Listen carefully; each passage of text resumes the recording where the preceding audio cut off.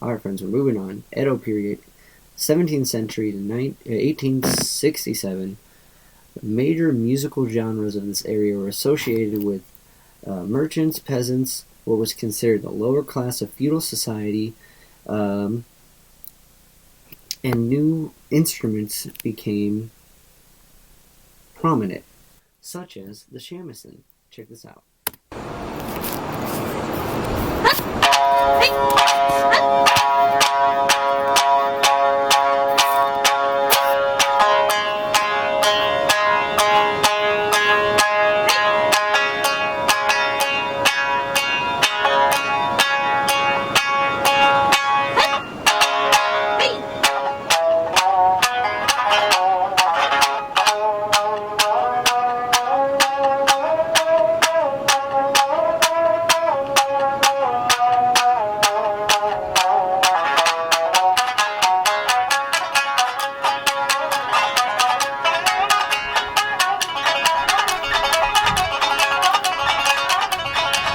Pretty cool on that.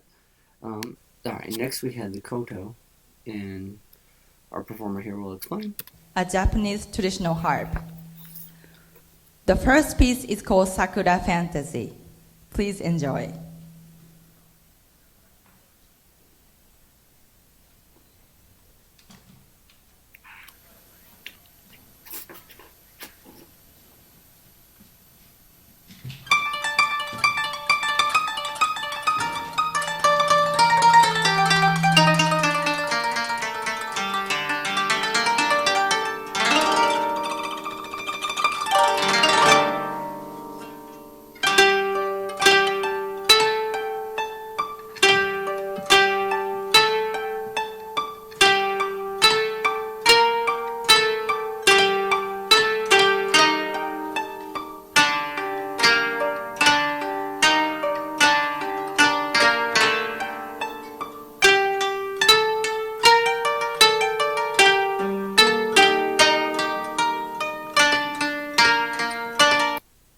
There was another instrument that also defined this era, the shakuhachi, which was a Japanese flute.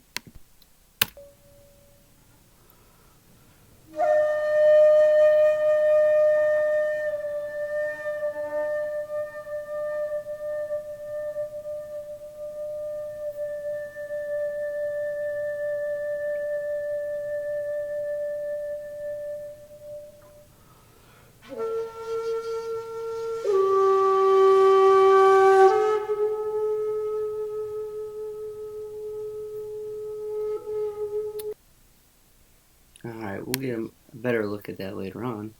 But where'd that leave the no? So, theater grew as well. We'll watch a little bit more of this. It's kabuki. Kabuki developed during the Tokugawa shogunate, a military government that ruled from 1603 to 1868. After a series of disastrous civil wars, the government finally achieved peace and prosperity while practicing a strict isolationism that allowed native arts to flourish.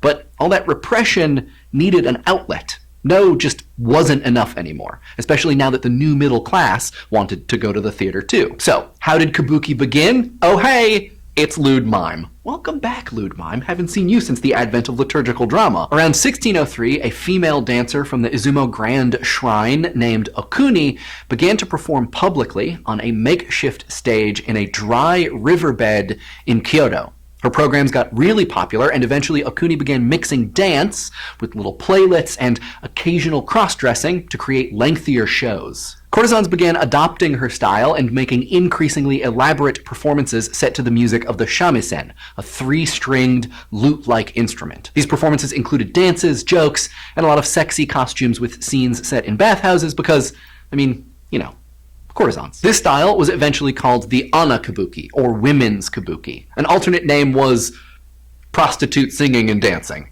Even though this was supposedly a theater for the emergent middle class and samurai were supposed to be above this kind of thing, samurai weren't.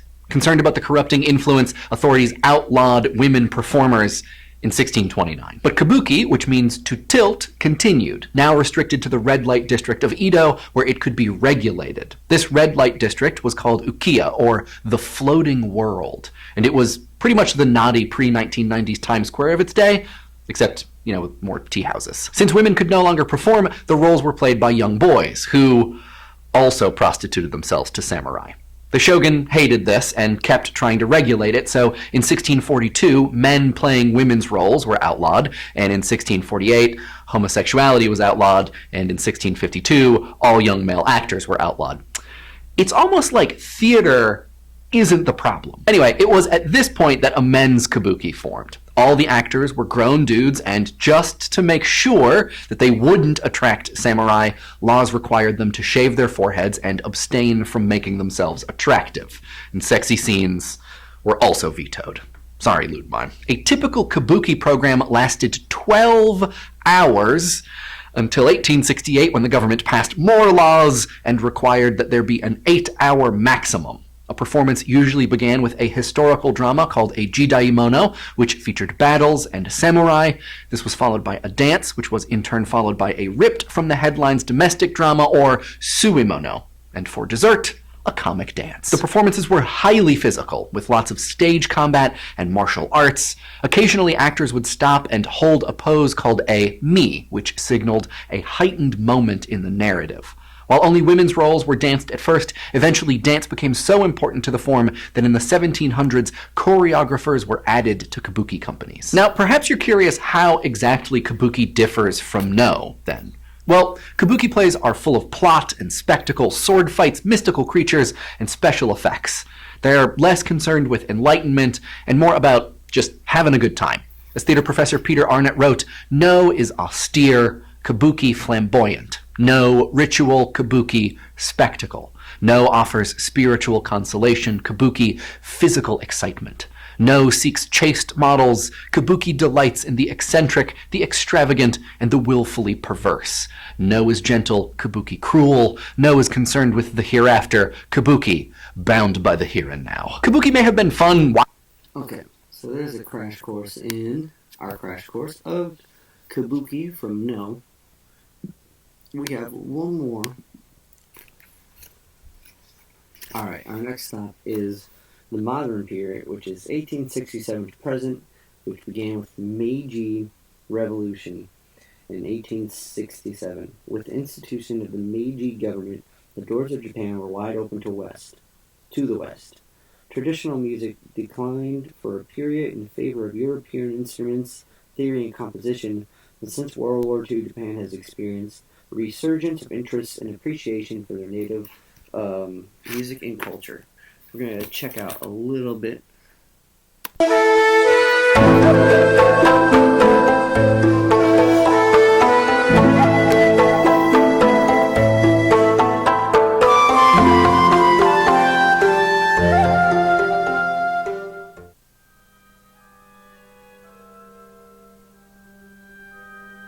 So here it's starting to sound like classical music. We're starting to hear more chord progressions that we would hear in the West.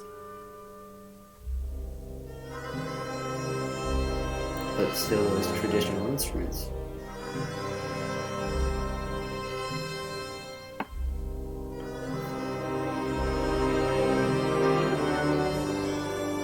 Skip ahead.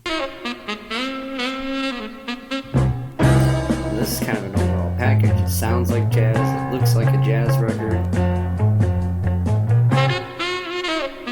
Looks like it would be like a rock record. 遥かな国で一人太陽が昇る丘へ生まれないショックにやられ目が覚めた J-pop.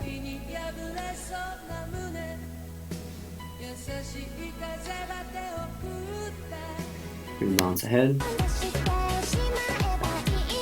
Way more modern.